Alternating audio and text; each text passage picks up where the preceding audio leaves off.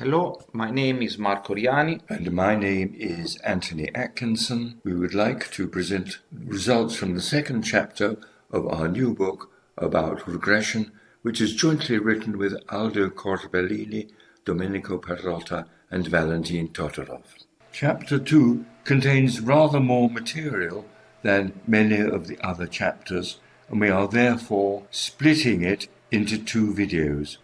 The first part concerns theoretical results on robust estimation and leads on to what is called M-estimation, which is a basic tool of estimation. In the second part, we will discuss and compare several methods of robust estimation. In the first of the two videos for this chapter, the discussion will be purely theoretical, based on asymptotic results, without data analysis. In the second video for this chapter, we will use simulation and data analysis to try to understand the small sample comparisons of the different robust methods.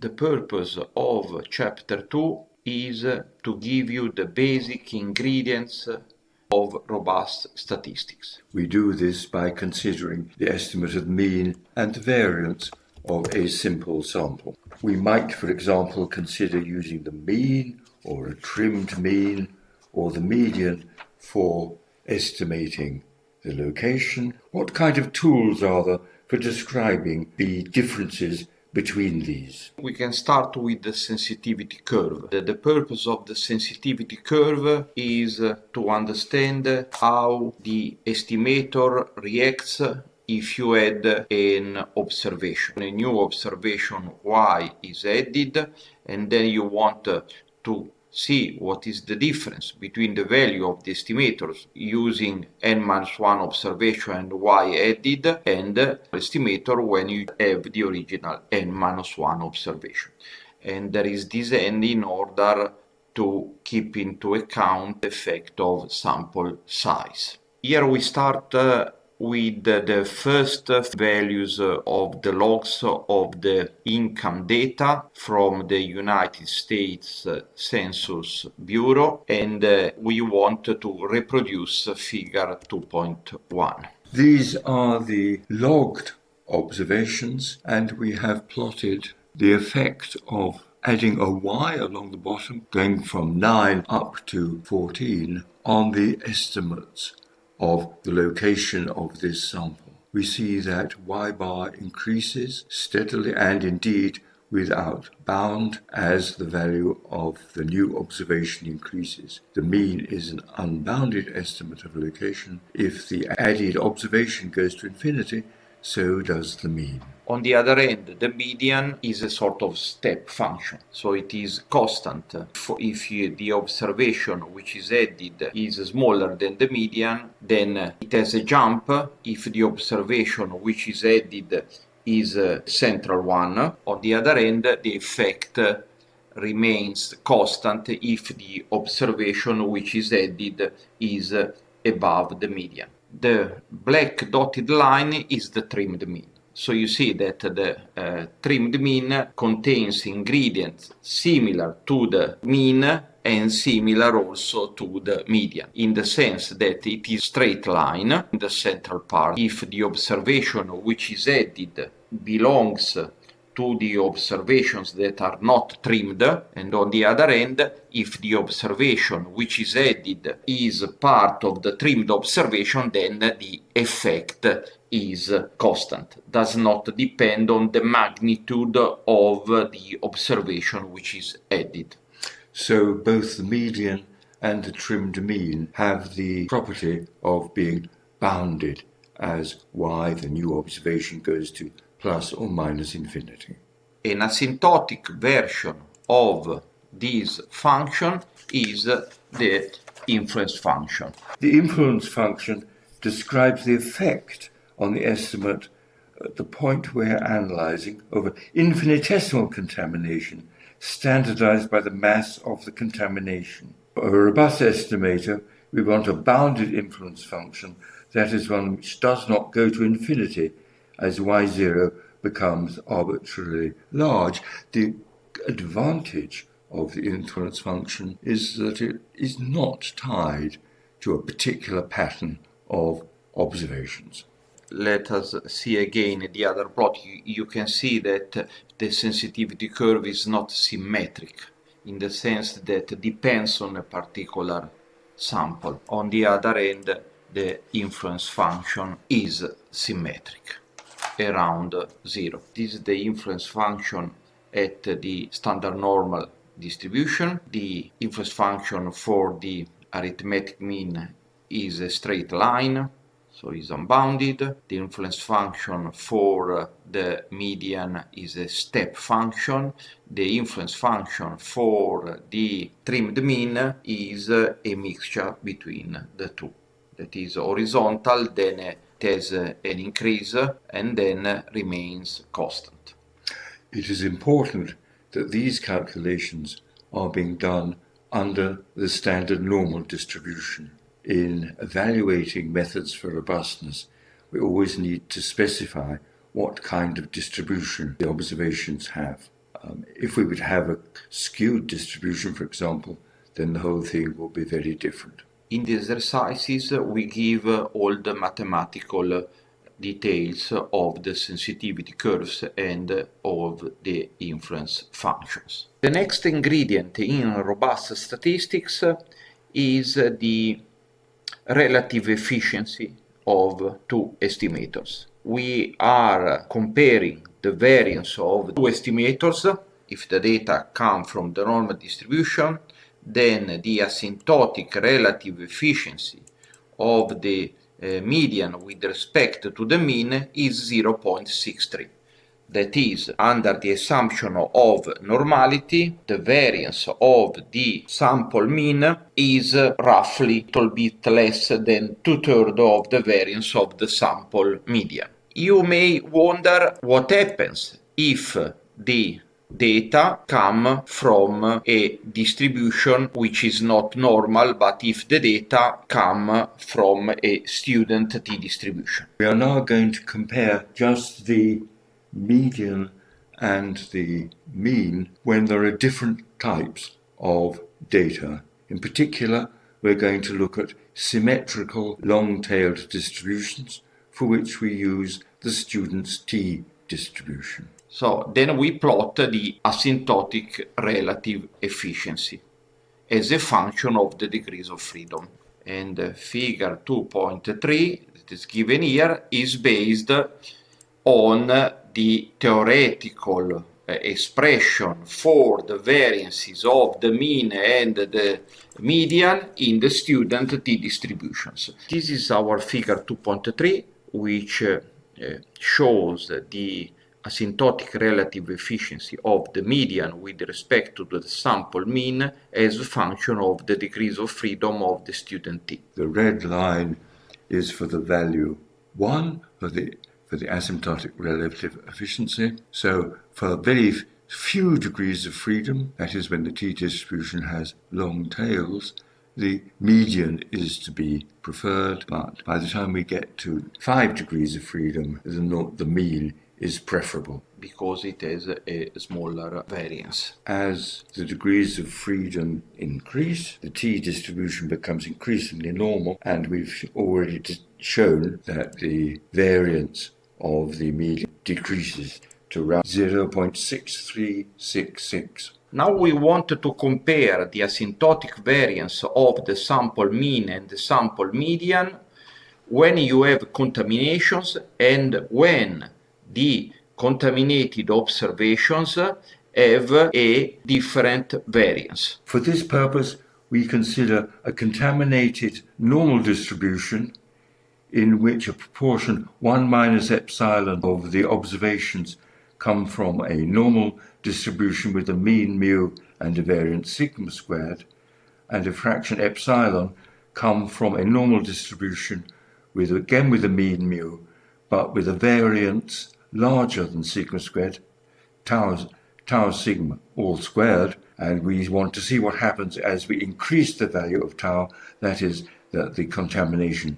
becomes more extreme. The left-hand panel is referred to a value of epsilon which is 5%.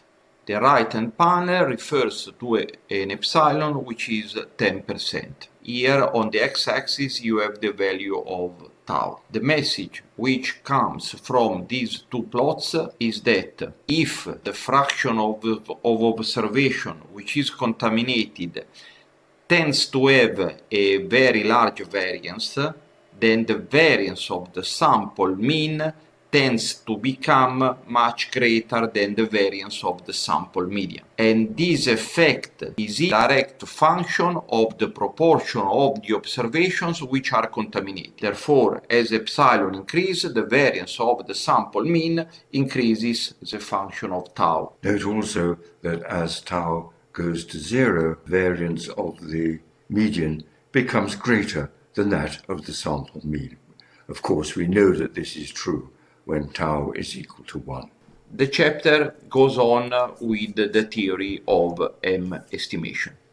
The name M estimation means that they are of a maximum likelihood type. In least squares, location estimation, you minimize the sum of squares about your estimate of the mean.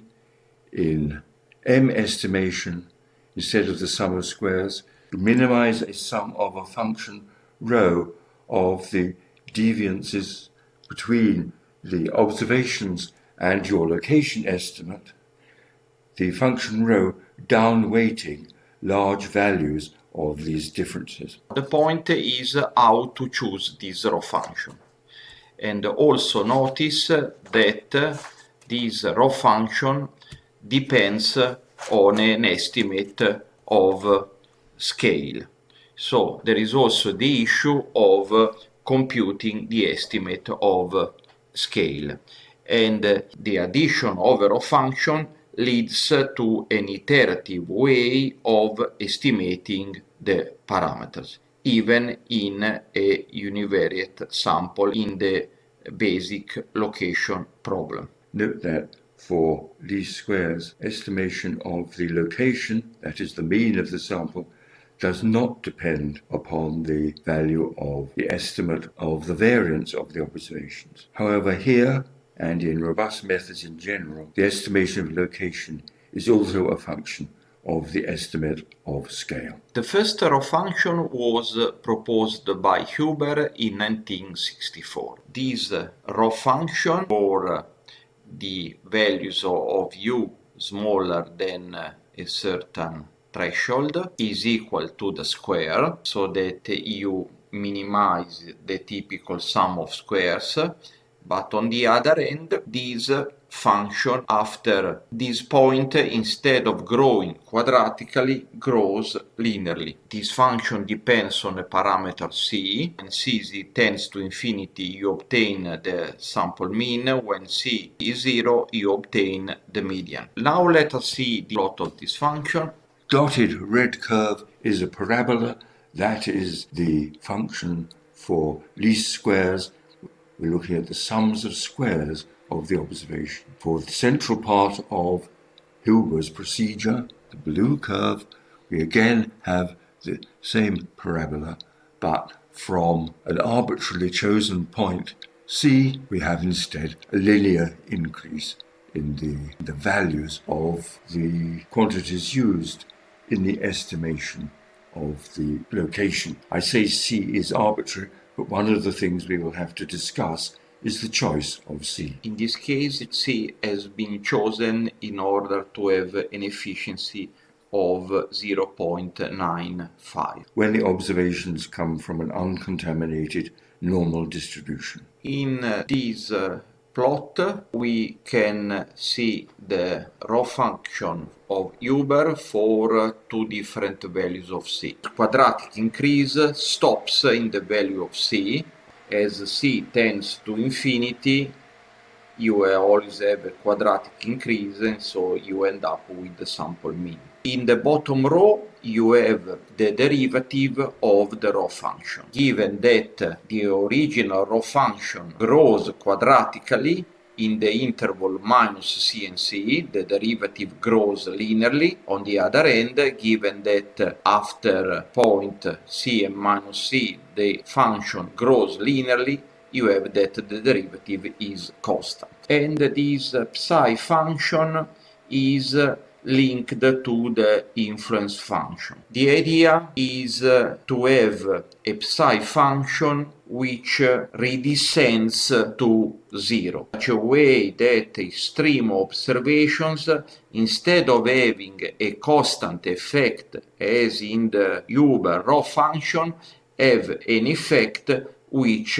goes to zero. You want to have rho functions that are bounded. On the other hand, the rho function of Huber is unbounded, because if the rho function is constant beyond a certain level, the derivative is zero, and therefore this rho function will give zero weight to outliers that are too remote. The second rho function that has been introduced in the literature is due to Hampel. This rho function depends on three parameters, C1, C2, and C3. Figure 2.7 plots the rho function in the first row, and then in the bottom panels the psi functions. This function has been designed in order to have a redescending behavior, and there is a parameter C3 that is linked to what is known in the literature as the finite rejection point. Beyond these values, atypical observations play no role in the computation of your estimate. Of course, how it redescends depends on the values of these three parameters, C1, C2, and C3.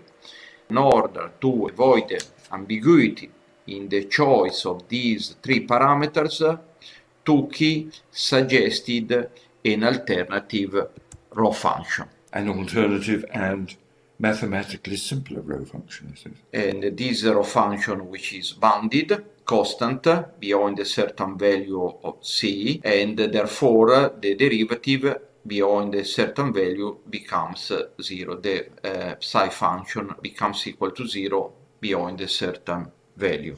This parameter c controls the breakdown point or the efficiency of the estimator. As c tends to infinity, the breakdown point goes to zero. On the other hand, the smaller is the value of c, the largest is the breakdown point. Here we show the rho function, the psi function for the Tukey by weight. On the right, we have a value of c which is associated with a breakdown point of 0.5. On the other hand, on the left, we have a value of c which is associated with a nominal efficiency of 0.95. When the breakdown point is 0.5, you see that the rho function becomes constant already before values of -2 and 2. That is, the observations which have a deviation from the location parameter greater than -2 and 2 play no effect in the estimator. On the other hand, when the parameter c increases, the function becomes much more liberal, much more tolerant, in the sense that also observations which have a deviation from the estimate of location close to 4 play some effect in the computation of the estimate. The fact that this psi function redescends has implications in the estimation procedure, because you may have a series of local minima, which you may not have in the case of the Huber estimator, and which you certainly do not have in at least linear least squares. Non-linear least squares is another matter. An interesting feature, really, of Tukey's rho function, Tukey's by weight, this is sometimes called, which is a widely used rho function, is it is not actually quadratic at the bottom. So there'll be some slight, perhaps, loss in efficiency, even very close to the normal distribution. Indeed, the Tukey by weight function is not quadratic in the center, but it has also the terms power 4 and power 6. In order to have something which is exactly quadratic in the center and in order to have a raw function which is linked to the change of variance curve, Peter Russeo and Elvezio Ronchetti introduced the hyperbolic tangent raw function. This function is very complicated. It is characterized by the fact that it is quadratic in the center, and there is also an extra parameter k which is linked to the change of variance curve. These additional parameters a and b are found iteratively. Let us see this function. On the top panel we have the raw functions. In the bottom panels we have the psi function, the derivative of the raw functions. You can see that this raw function is constant beyond a certain level of C, and this level of C corresponds to what is called the finite rejection point.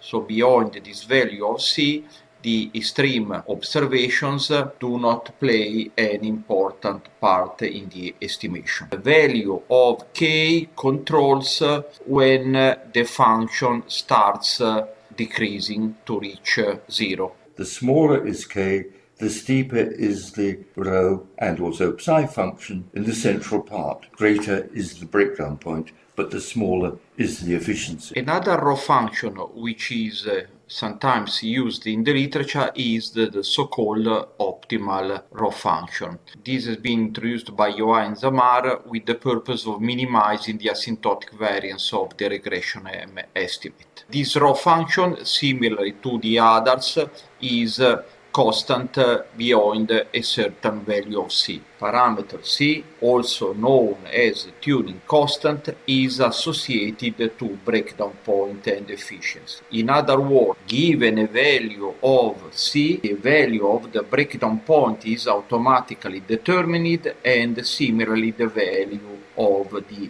asymptotic efficiency. As a final rho function, we use the minimum power density divergence estimator to obtain a single parameter rho function, which is a simple function of the PDF of a normal distribution. Now let us see this function. In the top panel, plot of the raw function respectively for values of alpha with 0.22, the value of 0.2245 corresponds to a BDP of 0.0963 and to a nominal efficiency of 0.95. The value of alpha equal to 3 right-hand panels corresponds to a nominal efficiency of 0.2894 and a BDP of 0.5. Note that differently from the other psi functions that we have seen before, this function redescends to 0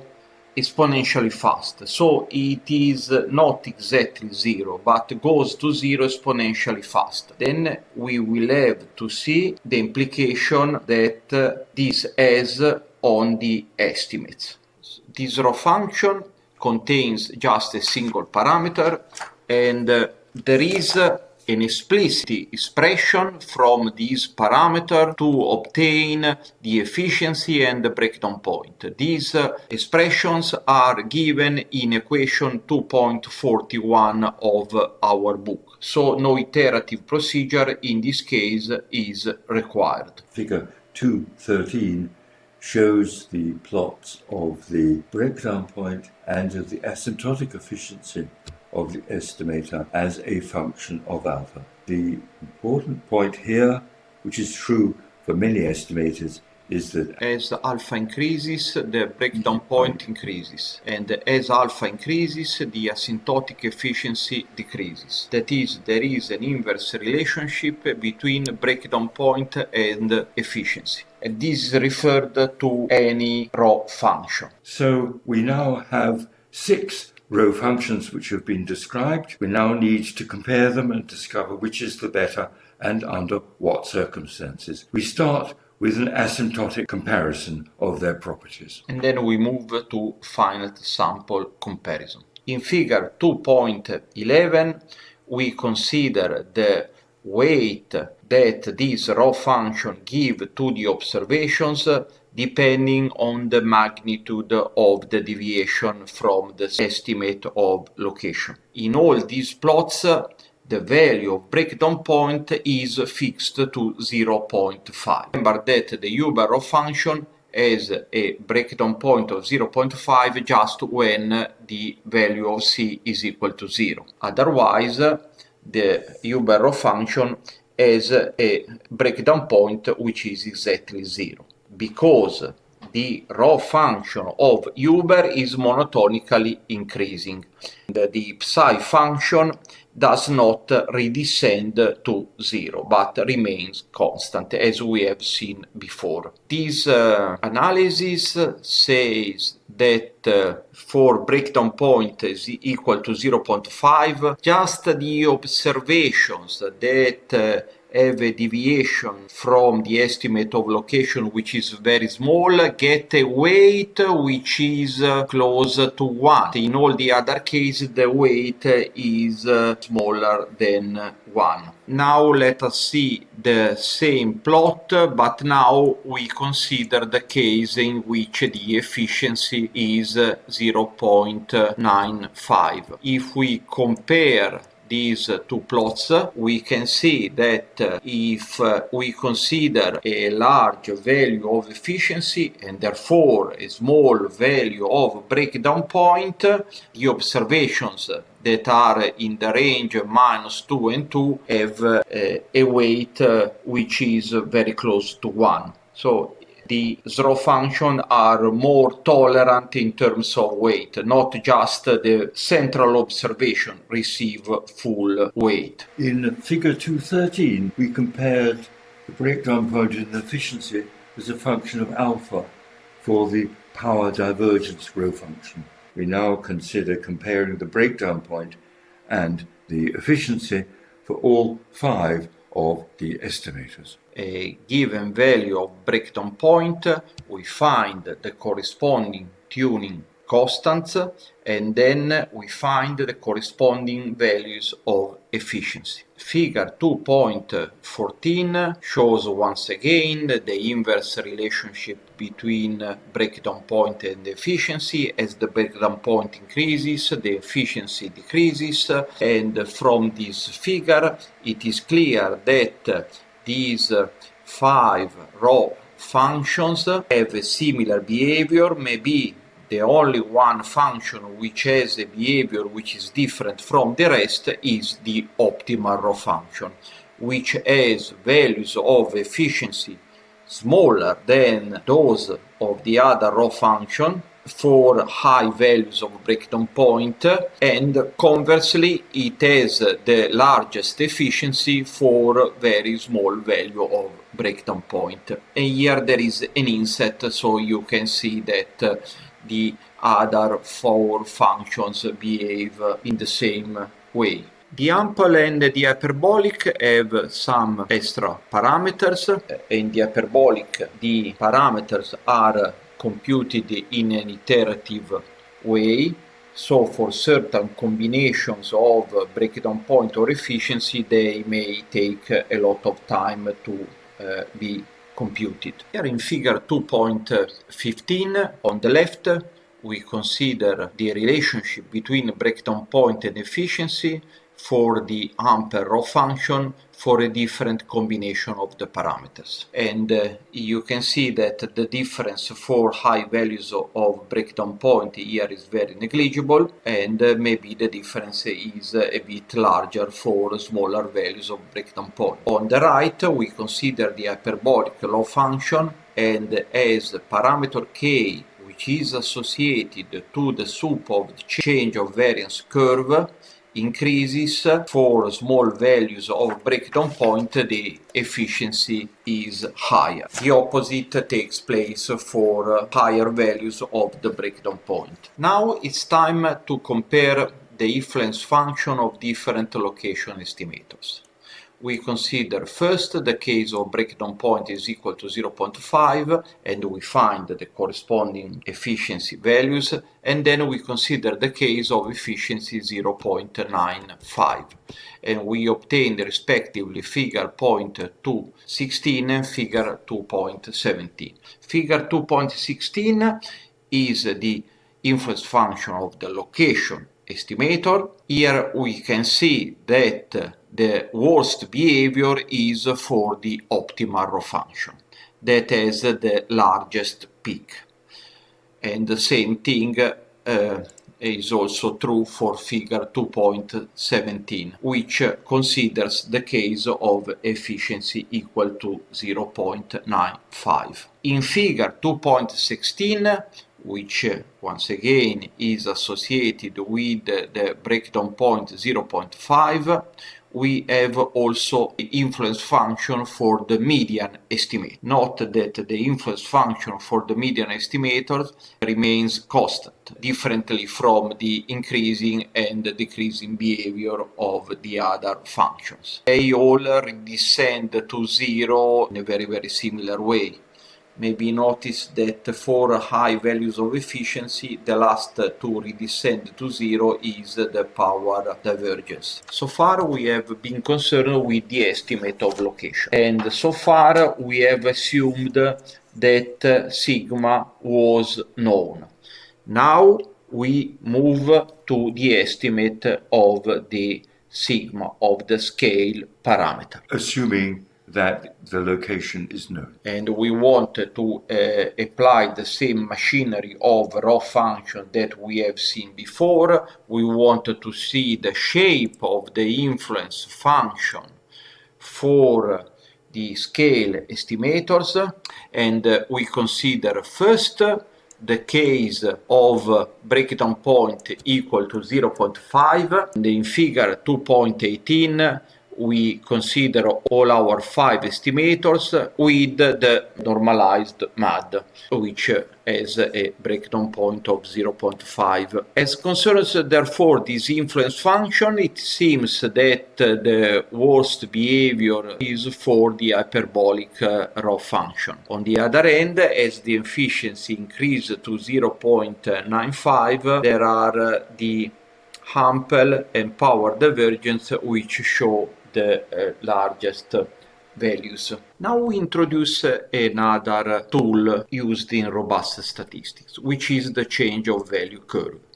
Remember that the sensitivity curve shows the effect on an estimate of adding or deleting on observation. The influence function is the asymptotic version of the sensitivity curve. Now, the change of value curve refers to the effect of varying the value of a particular observation. This is the expression of the change of value curve.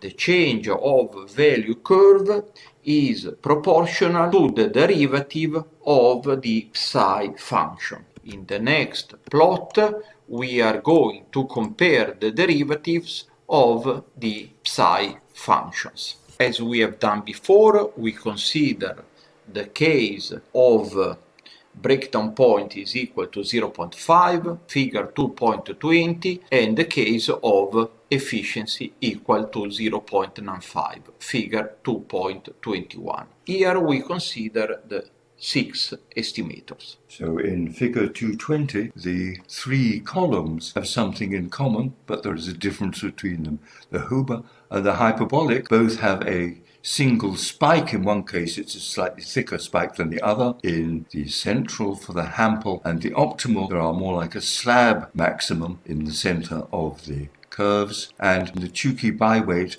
and power divergence, there are more sine-like or exponential-like curves rather than the rectangular curves of the other 4 estimators. If we then move to figure 221 with the efficiency of 0.95, the columns again have something in common. The Huber and the hyperbolic are slabs-like with rather similar width slabs, although very different heights. The Hampel and the optimal again are slab-like, but the upper parts are close to 0, but in the case of the optimal, the maxima are much below the central line, and in the power divergence and the Tukey byweight there is a generally smooth curve with discontinuity at plus or minus c for the Tukey byweight. In order to have a single numbers for all these curves, in the book we have introduced the concept of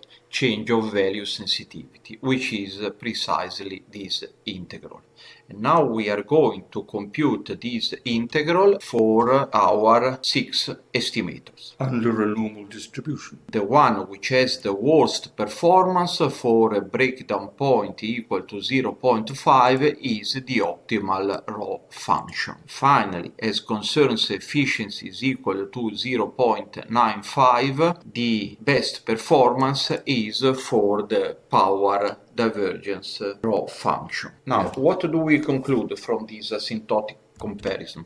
It seems that these rho functions have a very similar behavior.